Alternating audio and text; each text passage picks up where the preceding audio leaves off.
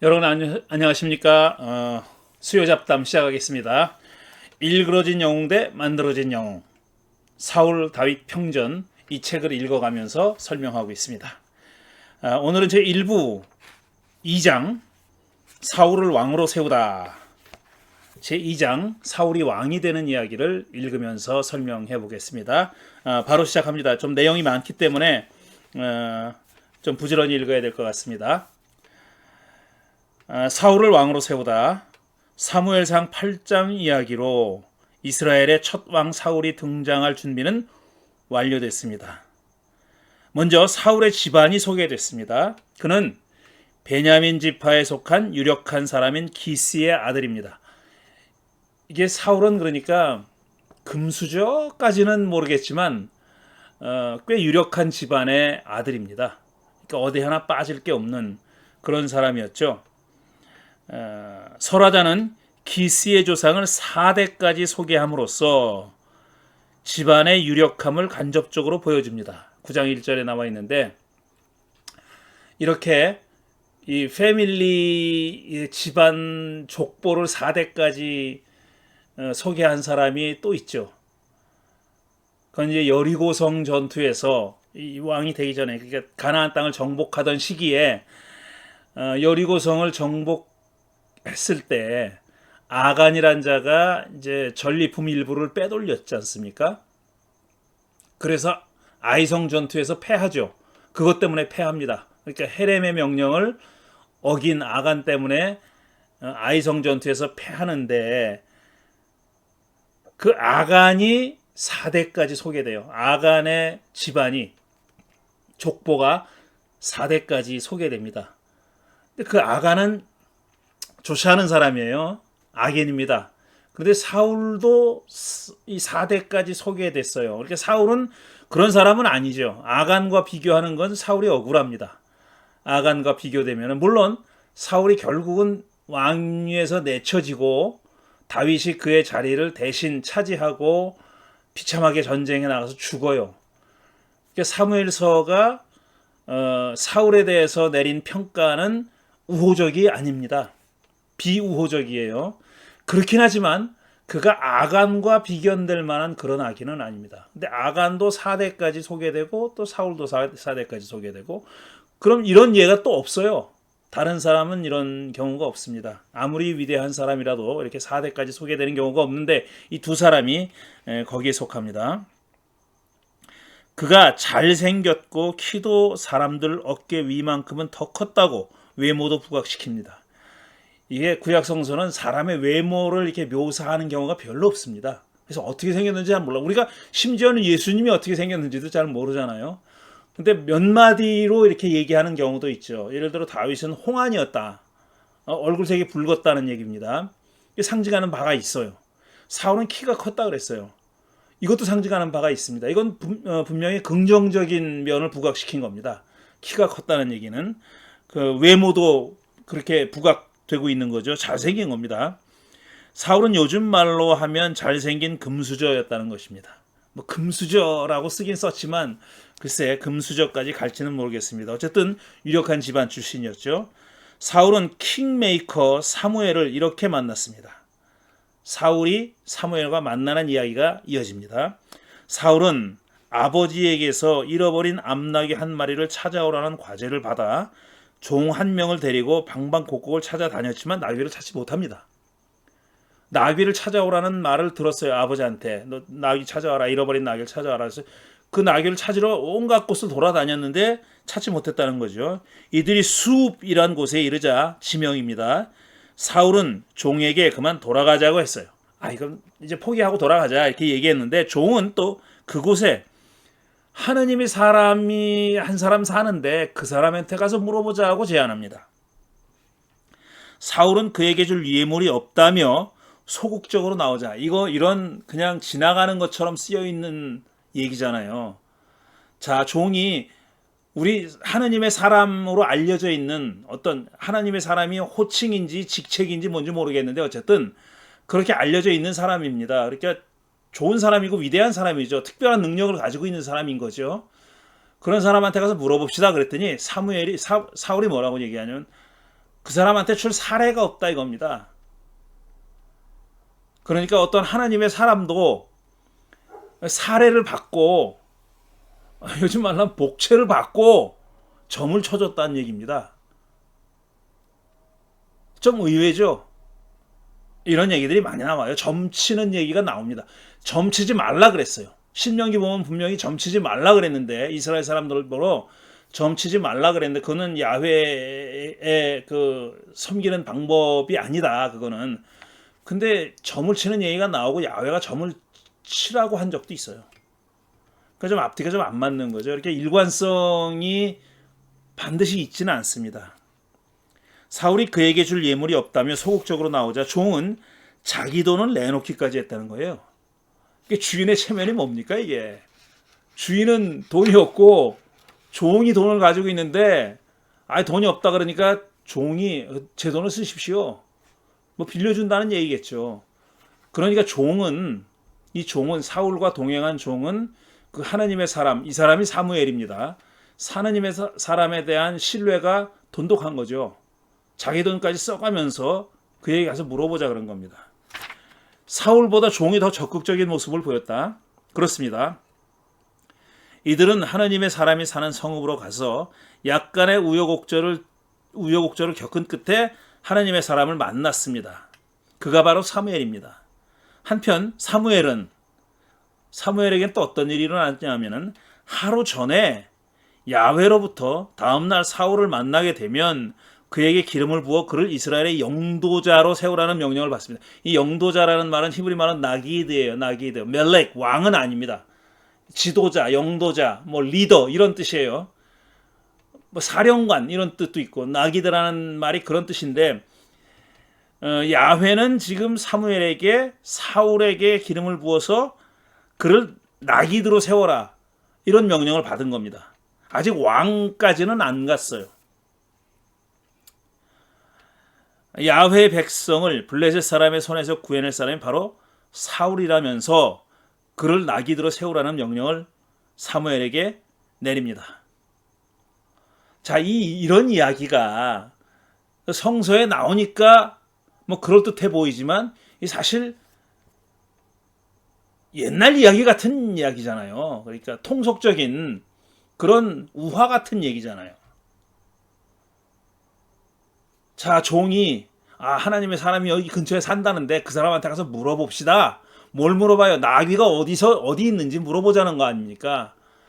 그러니까 또 사무엘에게는 야훼가 나타나가지고 야 내일 이런 애가 올 텐데 너 그를 나귀들로 세워라라고 야훼가 그렇게 명령했다는 거죠.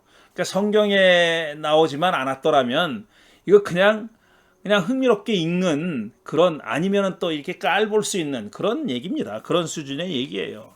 그게 솔직한 느낌이죠. 이게 드디어 사무엘과 사울이 만납니다. 사무엘은 암나기들에 대한 사울의 걱정을 불식시킨 후에 걱정하지 말라고. 지금 그게 문제가 아니라고. 그런 다음에 이렇게 말합니다. 지금 온 이스라엘 사람들의 기대가 누구에게 걸려 있는지 아십니까? 바로 그대와 그대 아버지의 온 집안입니다. 라는 의외의 이야기를 합니다. 이건 사울이 전혀 예상하지 못했던 그런 얘기입니다. 꿈도 꿔보지 않은 얘기예요. 온 이스라엘의 기대가 자기한테 걸려 있다는 거예요. 이 사울이 누굽니까? 아버지가 시켜서 암나기를 찾으러 온 그냥 청년에 불과한데 그 청년을 가리켜서 사무엘이 온 이스라엘의 기대가 당신에게 걸려 있다고 이렇게 얘기하는 겁니다. 사울이 저는 이스라엘 지파들 가운데서 가장 작은 베냐민 지파 사람이 아닙니까? 그렇죠. 작은 지파, 대단한 유다 지파도 아니고 베냐민 지파예요. 베냐민 지파. 그리고 저의 가족은 베냐민 지파의 모든 가족 가운데서도 가장 보잘것없는데 이건 좀 겸양의 멘트입니다. 겸양의 멘트예요. 어찌 저에게 그런 말씀을 하십니까? 라며 당황한 반응을 보인 것은 자연스럽죠. 당연하죠. 전혀 예상하지 못했던 그런 얘기를 들었으니까요. 하지만 사무엘은 사울의 당황에는 아랑곳하지 않고 마을 사람들을 초대해서 잔치를 벌이고 사울을 극진히 대접했다는 겁니다. 그러니까 나귀 한 마리 찾으러 온 청년을 하느님의 사람이라고 추앙받는 사무엘이 이렇게 극진히 접대를 한 겁니다. 자기만 한 게 아니라 마을 사람까지 다 불러서 이거 뭐 보통 일이 아닌 거죠. 그러니까 사울은 또 어리둥절했을 테고요. 다음날 사무엘은 사울의 머리에 기름을 붓고, 자, 기름을 붓는 건 왕으로 즉위시키는 상징적인 예식이죠. 야훼께서 그대에게 기름을 부으시어 야훼의 소유이신 이 백성을 다스릴 영도자로 세우셨습니다 라고 어나운스합니다. 선언합니다. 물론 이 자리에 많은 백성들이 모여 있는 건 아니에요. 그런데 어쨌든 사무엘은 사울에게 기름 부어서 이런 선언까지 했어요. 이 백성을 다스릴 영도자로 야훼께서 세우셨다고 그렇게 어나운스를 한 겁니다. 선포한 거예요. 사울은 매우 어이없어 했을 터이다. 그랬겠죠. 이게 무슨 뜬금없는 일입니까? 사무엘은 사울 일행이 귀로에 겪을 두 가지 일, 곧 암나기를 찾을 일과 아버지의 근황을 이야기해 줄 사람을 만나겠고, 그 다음에 하나님 만나러 가는 세 사람을 만나리라고 말합니다. 자, 사울이 귀갓길에 겪을 일을 미리 사무엘이 다 내다보고 얘기하는 거예요. 이게 선견자죠. 미리 내다보는 사람이에요. 사무엘은 앞으로 일어날 일을 다 내다보는 거예요. 이 예언자가 할 일은 아니에요, 사실은. 이건 엄격히 얘기하면 예언자, 프라핏, 예언자가 하는 일은 아닙니다. 예언자는 하나님으로부터 말씀을 받아서 백성에게, 개인에게 전해주는 메신저인데 그게 예언자입니다. 지금은 앞으로 일어날 일을, 미래에 일어날 일을 미리 내다보고 예언을 한 거죠. 미리 말한 거죠. foretelling 한 거죠. foretelling. 미리 말한 겁니다. 사무엘의 예언은 그대로 이루어집니다. 사무엘은 중요한 의미를 담은 예언을 하나 더 얘기합니다. 집으로 가는 길에 무화경 예언자 무리를 만날 터인데, 그러니까 엑스터시에 빠져가지고 황홀경에 빠져서 마치 무슨 뭐 약을 한 사람처럼, 마약 한 사람처럼 이렇게 무화경에 빠진 그런 예언자들을 만날 것이다 라고 예언합니다. 그러니까 이 이스라엘의 소위 말해서 정통 올소독스 예언자들과는 다른 행태를 보인 거죠. 우리가 아는 이사야, 뭐 예레미야, 에스겔, 뭐 미가, 요엘 이런 예언자들은 이런 그 무화경에 빠진 상태에서 예언하지 않았습니다. 근데 그런 예언자 무리가 있었다는 거예요. 이스라엘엔 그런 예언자 무리들도 있었고 그들도 예언자들이라고 여겨졌습니다. 그렇게 불렸다는 거예요. 그런 무리를 만날 터인데 그때 사울에게도 야훼의 영이 강하게 내려서, 그러니까 이런 엑스타시에 빠져서 예언하는 사람이 무슨 그 이단이나 뭐 이런 게 아니에요. 야훼의 영이 내려서 그렇게 했다는 겁니다. 그런 사람들도 있었다는 거예요. 그런 사람들, 사무엘 같은 사람도 있지만, 나중에 나단 같은 사람도 있지만, 이런 무화경 예언을 했던 그런 예언자 무리들도 있었다는 겁니다. 근데 사울이 귀갓길에 그들을 만날 터인데 그때 사울도 그 엑스타시에 빠져서 예언하는 사람처럼 그렇게 될 거다라고 예언한 겁니다. 사무엘은 하나님이 이들과 함께 있으니 하나님의 인도를 따르라면서 다음의 말을 덧붙이는데, 이 말이 나중에 사울에게 큰 부담이 될 줄 그때는 몰랐을 겁니다. 자, 뭐라 그랬냐면은, 그대는 나보다 먼저 길갈로 내려가십시오. 자, 길갈로 갈 터인데 자기보다 먼저 가라는 거예요. 그러면 나도 뒤따라 그대에게 내려가서 번제와 화목제물을 드릴 터이니 내가 갈 때까지 1회 동안, 그래 7일 동안 기다려 주십시오. 그때 가서 하셔야 할 일을 알려드리겠습니다. 이렇게 수수께끼 같은 그 말을 해요. 사무엘이 사울에게. 자, 길갈에서 무슨 일이 벌어질 건지, 왜 사울이 길갈로 내려가야 하는지 그런 얘기는 안 합니다. 왜 사울이 자기보다 먼저 그 길갈로 내려가야 하는지도 얘기 안 하고, 자기가 왜 7일 동안 자기를 기다려야 하는지도 얘기 안 해요. 그러니까 무슨 일이 일어날지 전혀 귀뜸하지 않습니다. 어떤 그 실마리가 되는 얘기도 하지 않아요. 나중에 밝혀지지만 이게 전쟁에 나가는 얘기입니다. 전쟁에 지금 블레셋과 마주 보고 이제 전쟁을 할 판이에요. 전열을 가다듬고 언제라도 전투가 벌어질 수 있는 상황입니다. 근데 이스라엘 사람들은 전투에 나갈 때 야훼께 제사를 드리고 나간단 말이에요. 그걸 얘기하는 거예요.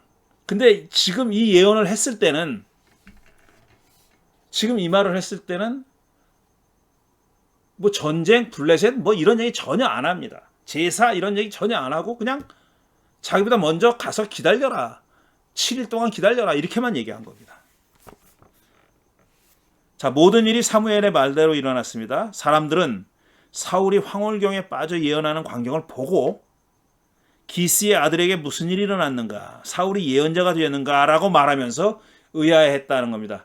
왜냐하면 사울은 그 전에는 그런 일을 한 적이 없고 누구도 사울을 예언자의 일원이라고 생각하지 않았는데 예언자들이 하는 것과 똑같은 행동을 하니까 이렇게 의아했다는 겁니다. 이런 우여곡절을 겪고 귀가한 사울은 어디 다녀왔냐고 묻는 삼촌의 물음에 암나기를 찾으러 갔다고만 얘기하고 사무엘을 만난 얘기는 하지 않았다는 겁니다. 왜 그는 사무엘을 만난 얘기는 하지 않았을까? 이거 설화자가 그 얘기는 하지 않았다고 꼭 집어서 얘기합니다. 근데 왜 그랬는지는 얘기 안 해요. 자기가 왕이 될 거라는 말을 믿지 않았기 때문에, 사울 자신도 믿지 않았기 때문에 사무엘 만난 얘기를 굳이 얘기하지 않은 거 아닐까. 그러니까 사울 자신도 사무엘에게 가서 겪은 일의 어떤 그 진실성, 그런 일이 정말 벌어질 거라는 것을 반신반의하지 않았는가 하는 겁니다. 천기를 누설하지 않으려 했던 것일까? 그걸 믿었는데 굳이 삼촌한테 그 얘기를 뭐하러 하겠나 해서 안 한 건지 알 수가 없어요. 그 후 사무엘은 백성들을 미스바로 불러서 하나님의 말씀을 전했다고 합니다. 그는 제비를 뽑아 왕을 세우자고 했습니다.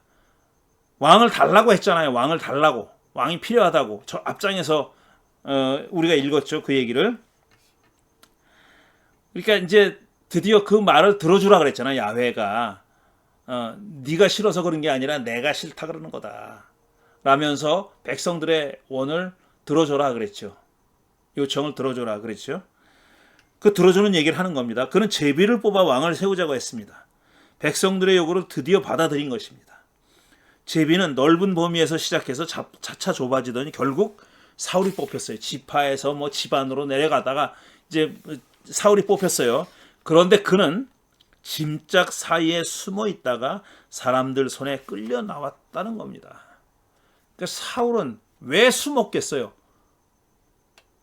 왕이 되기 싫어서 숨은 거예요. 왜 싫었는지 모르겠지만 어쨌든 왕이 되는 걸 사울은 원치 않았습니다. 그러니까 짐짝 틈에 사이에 숨어 있었다 그랬어요. 사무엘이 어쨌든 그 야훼가 제비를 뽑았는데, 야훼 주관으로 제비를 뽑았는데 안 나올 수가 있겠습니까? 그래서 사울이 끌려 나왔죠. 결국은 사무엘이 그를 야훼가 선택한 사람으로 소개하자 온 백성이 환호성을 지르며 임금님 만세를 외쳤다는 겁니다. 자, 백성들이 드디어 백성들의 소원이 이루어졌어요. 사울이라고 하는 키도 훤칠하고 잘생긴 그런 사람이 지금 제비 뽑은 결과 선택된 겁니다. 이거 우리 같은 사람들은, 현대 사람들은 그거야 운이라고 생각하겠지만 그렇지 않습니다. 그때 이스라엘 사람들은 제비에도 하나님의 뜻이 담겨 있다고 믿었기 때문에 하나님이 선택했다고 믿은 거죠. 사울을. 사무엘은 다시 한번 사울과 백성들에게 경고하기를 잊지 않았다. 그는 왕의 제도를 백성에게 일러준 후 그것을 책으로 만들어 보관해 두고서야 백성들을 각자의 집으로 돌려보냈다. 경고를 계속한 겁니다. 왕이 무슨 짓을 할지, 왕이 백성들을 어떻게 이제 힘들게 할지 하는 것을 세금도 부과하고 데려다가 일을 부릴 것이고 전쟁에도 내보낼 것이고 등등 그런 얘기를 다 적어서, 말로만 한 게 아니라 적어서 보관해 둔 다음에 이제 백성들을 돌려보냈다는 겁니다. 이 예식은 백성들을 둘로 갈라놓았습니다. 하나님에게 감동받은 용감한 사람들은 사울을 따랐지만 거기 설화자가 이렇게 표현하고 있는 겁니다. 하나님에게 감동받은 용감한 사람들은 사울을 따랐는데 몇몇 불량배들, 빌런들은 이런 사람이 어떻게 우리를 구할 수 있겠느냐 하며 사울을 업신여기고 그에게 예물도 바치지 않았다고 했습니다. 왜 그를 업신여겼는지는 모르겠어요. 그러니까 베냐민 지파 사람이어서 그랬는지도 모르겠어요. 아니면 사울이 겸양스럽게 얘기한 보잘것없는 집안 사람이어서 그랬는지도 모르겠어요. 어쨌든 이 몇몇 불량배라고 이름을 붙인 설화자가 그렇게 성격 규정을 한 사람들은 저 따위가 무슨 우리의 왕이야 라고 하면서 왕에게 예물도 바치지 않고 선물도 바치지 않고 그냥 집으로 갔다는 겁니다. 사울은 만장일치로 왕이 되지는 않았던 셈이죠. 투표를 했으면 만약에 제비를 뽑지 않고 투표를 했으면 반대표가 나왔을 거라는 얘기입니다. 사울은 그들의 비난을 못 들은 척했다. 들었어요. 사울은 듣고 있었지만 그렇게 알았지만 자기한테 불만이 있는 사람들이 있는 걸 알았지만 어쨌든 거기에 대해서 무슨 반응을 보이진 않았다라는 겁니다. 상당한 세월이 흐른 후에 길르앗의 야베스가 암몬 사람 나하스에게 포위당하는 일이 벌어졌습니다. 자, 길르앗은 요단강 동쪽에 위치한 지역입니다. 야베스 사람들은 나하스와 조약을 맺고 그들을 섬기겠다고 했지만 나하스는 그들 오른쪽 눈을 모조리 빼내고 나서야 조약을 맺겠다고 살벌하게 응답을 했다는 겁니다. 자, 조약을 맺긴 맺을 텐데 벌은 받아야 돼. 그리고 그 벌이 뭐냐? 눈을 다 뽑아버리겠다는 거예요. 이게 무슨 그 정말 엽기적이고 살벌한 얘기입니까? 그래서 장로들은 7일의 말미를 주면 동족에게 도움을 청해보고 응답이 없으면 항복하겠다고 나하스에게 애원했다는 겁니다. 자, 나하스는 의외로 이 제안을 받아들였다는 거예요. 이것도 좀 이상하죠. 7일 동안 말미를 달라 그러면서 동맹한테 동족한테 도움을 청해 보겠다. 그들이 근데 도움 주기를 거절하면 네 말대로 하겠다 이렇게 얘기한 겁니다. 이게 좀 현대인의 감각으로는 안 맞죠. 그걸 기다려주는 사람이 어디 있어요. 이놈들을 하고 당장 쳐들어가겠죠. 그런데 그래? 그럼 그렇게 하지 라고 또 받아들였다는 거예요. 7일 동안 기다려주겠다고. 그는 이스라엘의 어떤 지파도 이들을 돕지 않을 것으로 확신했다는 것이다. 돕지 않을 거라고 추측했다는 거죠. 그의 눈에는 이스라엘은 연대할 수 없는 종족이었기 때문이다. 그렇게 봤다는 거예요. 그는 새로 왕이 된 사울의 존재를 계산에 넣지 않았던 모양입니다. 사울이 왕이 됐다는 걸 몰랐던 것 같아요. 그러니까 이렇게 받아들였다는 거예요. 누가 도와주러 오겠어 이러면서. 이런 점에서 그는 사울을 업신여긴 몇몇 불량배들과 비슷한 종류의 사람이었다라고 저는 생각한 겁니다. 자, 이제 사울이 밭에서 소를 몰고 오다가 사정 이야기를 듣습니다.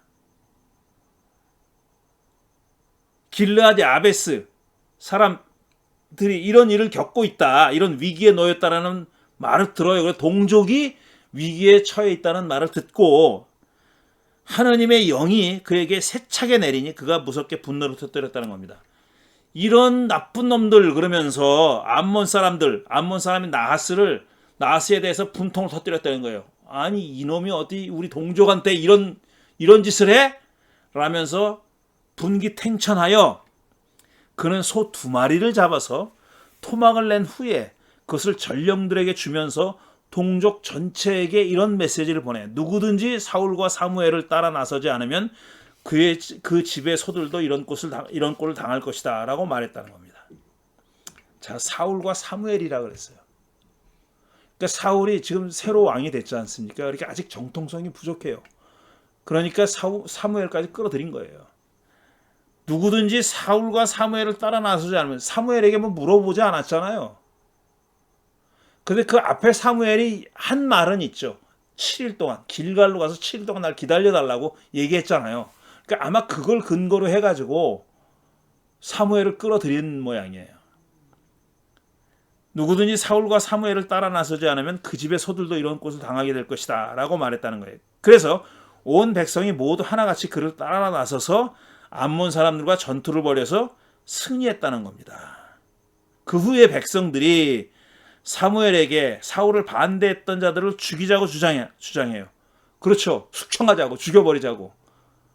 사울의 말을 안 들은 사람들 보복하자고 그렇게 얘기한 겁니다. 이런 정치적인 보복은 역사가 이렇게 오래됐습니다. 그렇지만 사울은 야훼가 구원해 준 날에 살인이 웬 말이라며 그들을 만류했다는 거예요. 좋은 날이고 기쁜 날이고 승리한 날인데 어떻게 그런 짓을 하겠냐, 그런 보복을 하겠냐 그러면서 그들의 제안을 묵살했다는 겁니다. 사무엘은 백성들을 길갈로 불러서 다시 한번 사울을 왕으로 세우고 야훼에게 제사를 지내니 모두가 크게 기뻐했다고 합니다. 자, 그러니까 이스라엘의 지도자가 되는 과정이 먼저 지명을 받아요. 사무엘이 지명했잖아요. 야훼가 지명을 해서 사무엘더러 기름 부어서 왕 지도자로 세우라 그랬잖아요. 지명을 받았어요. 데지그네이션 된 겁니다. 그럼 데지그네이티드 된 사람은 자기의 능력을 보여줘야 돼요. 데몬스트레이션 해야 돼요. 그게 지금 전투에서 이긴 거예요. 전투에서 이긴 게 사울의 능력을 데몬스트레이션 하는 겁니다. 보여주는 겁니다.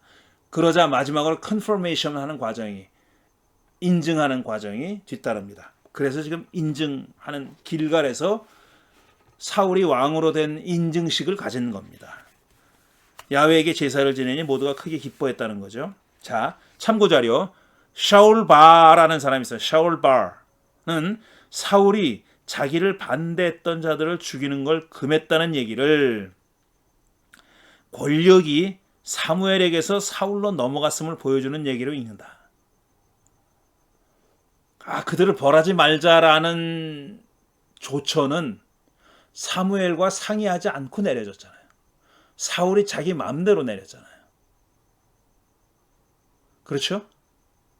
그러니까 이 이야기가, 이 짧은 이야기가 권력이 사무엘에게서 사울로 넘어가는, 이행되는 그런 과정을 상징적으로 보여준다고 얘기한 거죠. 아주 굿 포인트, 좋은 점을 지적했다고 봅니다. 전 같으면 사무엘이 내렸을 결정을 사울이 내렸다는 것입니다. 흥미로운 해석이죠. 이 이야기가 권력 이양을 보여주는지 여부와는 별도로 권력이 사무엘에게서 사울로 넘어가는 것은 필연적이죠. 자, 샤울 바라는 사람이 쓴 God's First King, The Story of Saul이라는 책이 있습니다. 그 책에 나오는 얘기입니다. 자, 계속 읽겠습니다. 사무엘은 백성들의 요청대로 왕을 세웠으니 비록 젊어서부터 지금까지 백성들을 이끌어왔고 악행을 일삼는 아들들도 백성들과 함께 있지만, 아들들이 살아있어요, 여전히. 하지만 자신은 늙었으니 이제부터는 왕이 그들을 이끌 거라고 선언합니다. 백성들에게. 자기 시대는 다 끝났다고 말한 겁니다. 그리고 이제부터는 너희들의 지도자는 사울 왕이다. 너희들이 그렇게 원했던 왕인 이 사울이 너희들을 이끌 것이다 라고 말했다는 겁니다. 그는 자기가 신실하게 백성들을 이끌어왔다고 말한 다음에 조상 야곱 이래로 야훼는 백성들이 부르짖을 때마다 원수들 손에서 그들을 건져내 줬지만 나하스의 공격에 직면해서 왕을 요청했다며 지난 일을 되새겼습니다. 야, 전에는 너희들 다 야훼께 살려달라고, 도와달라고, 구해달라고 그랬는데 이번에는 왕한테 그걸 요청했다는 겁니다. 그러니까 야훼가 그랬잖아요. 백성들이 너를 싫어하는 게 아니라 사무엘을 싫어하는 것이 아니라 나를 싫어하는 거다. 나를 배척하는 거다라고 얘기했잖아요.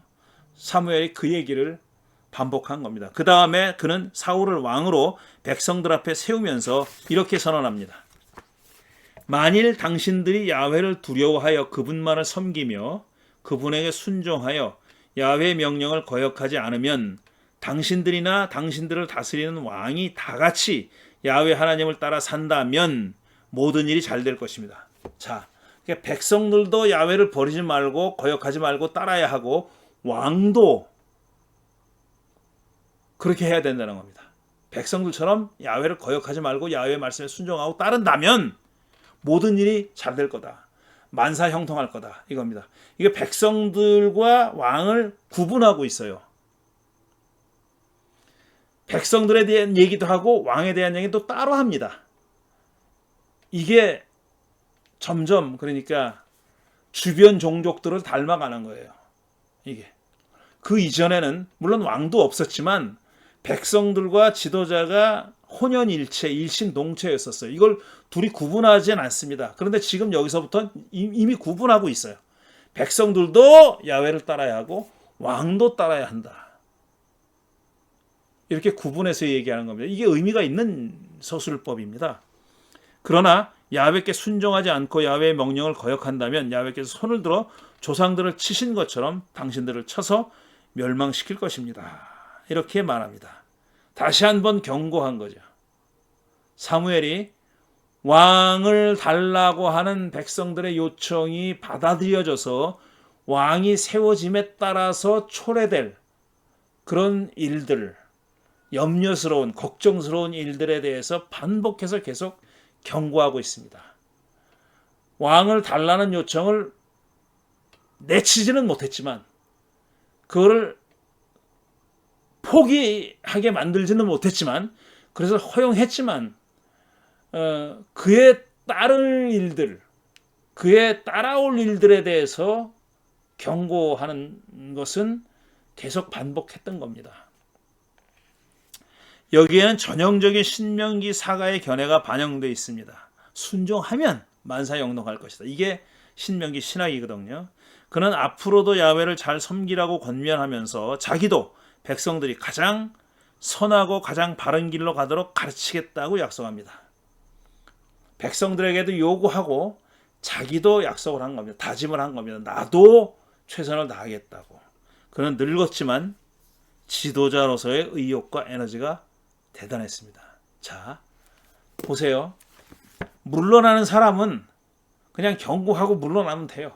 근데 이 사무엘은 여전히 자기가 그동안 가지고 있던 역할, 해왔던 역할과 권한, 권력, 이게 지금 사울에게로 넘어가는 것이 못내 아쉬운 겁니다. 인지상정이죠. 인지상정이죠. 사무엘에게 그런 인지상정이 엿보이는 겁니다. 자기가 계속 자기도 최선을 다하겠다고 얘기하는 거는 그냥 하는 말이 아니에요. 최선을 다하겠으니 내 몫을 인정해달라 라고 하는 겁니다. 참 흥미롭죠. 흥미롭죠. 이 권력이라는 게 말이에요. 물론 사무엘이 이런 얘기를 하면서 자기가 권력에 집착한다는 생각은 안 했을 거예요. 누구나 그런 생각 안 합니다. 사실 이 다른 종류의 어떤 그 authority, 어떤 권한이고 권력이지만 목사들 세계가 그렇잖아요.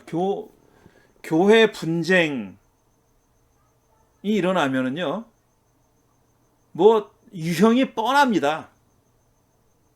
목사와 교인들의 리더인 장로들 간의 갈등이든지 아니면은 은퇴하는 목사와 물러나는 목사와 새로 그 자리를 차지하는 목사와의 갈등이에요. 두 가지가 거의 대부분입니다. 두 가지가 거의 대부분이에요. 그래서 옳지 않지만 자식한테 세습하려고 하는 것도 그런 겁니다. 그러니까 물러나는 목사는 계속 자기가 영향력을 발휘하고 싶어 하죠. 그런데 남을 데리고 오면은, 다른 사람을 데리고 오면 그게 여의치가 않은 거예요. 근데 아들을 데려다 놓으면은, 자기 자식을 데려다 놓으면 훨씬 낫죠, 그게. 그러니까 어떻게든지 그 자식한테 물려주고 싶어 하는 겁니다. 근데 자식한테 물려줬지만 여전히 사이가 안 좋았던 그런 대형교회가 하나 있었죠. 아들한테 물려줬는데 아버지와 아들이 원수지간이 된 그런 케이스가 있죠. 아주 뭐 서울에서 큰 메가철치 중에 하나가 그런 일이 있었죠. 다 지나간 옛날 얘기지만 말이죠. 자, 오늘은 이 1장의 첫 단락 여기까지만 읽도록 하겠습니다. 다음에 이제 2장 이 두 번째 단락과 세 번째 단락이 남았는데 이게 좀 긴데 천천히 끊어서 하겠습니다. 뭐 너무 무리하게 길게 진행하지 않으려고 합니다. 자, 오늘은 여기까지 하도록 하겠습니다. 사울이 왕자를 더 굳게 만드는 그런 과정, 확립하는, 자기 왕권을 확립하는 과정에 대한 얘기가 나오는데 아주 초기부터, 확립하기도 전부터 그 자리가 흔들립니다. 그것도 누구에 의해서? 사무엘에 의해서 흔들리죠. 그 얘기가 앞으로 전개됩니다. 오늘은 여기까지 하겠습니다. 고맙습니다.